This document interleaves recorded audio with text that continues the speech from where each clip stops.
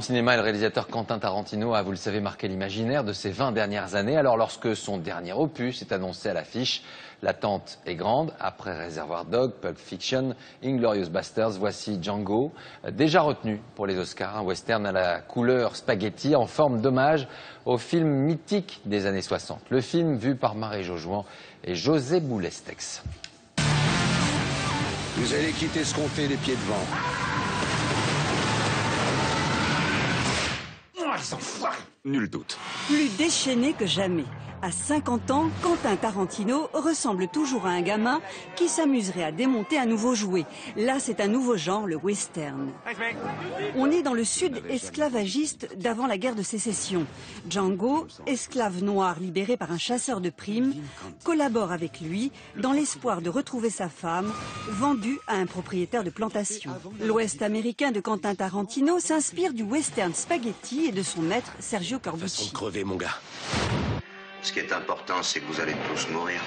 Un cinéaste culte italien, expert en vengeance et en dérision. Ce qui m'a le plus impressionné chez Corbucci, c'est l'Ouest américain qu'il a créé. C'est l'une des visions les plus brutales, les plus violentes, mais aussi les plus irréelles.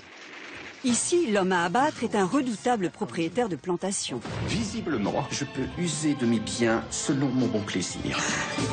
Tout ce que tu vois m'appartient. Il est détestable, narcissique, égocentrique, raciste. Le stéréotype du propriétaire qu'on pouvait rencontrer dans le sud de l'époque. Qu'as-tu comme projet, Django? Délivrer ma femme. Alors un monde de brutes, ce serait mal connaître Quentin Tarantino, cœur sensible comme son héros. Chaque héros a besoin d'un objectif, d'une raison pour avancer. Alors quoi de mieux qu'une si jolie femme? Toute femme rêve qu'un homme plonge jusqu'au fin fond de l'enfer pour la sauver et la protéger juste par amour. Et en abordant l'esclavage par des voies détournées, Quentin Tarantino a déjà emballé la critique américaine. Son plus grand succès depuis Pulp Fiction. Joli carton.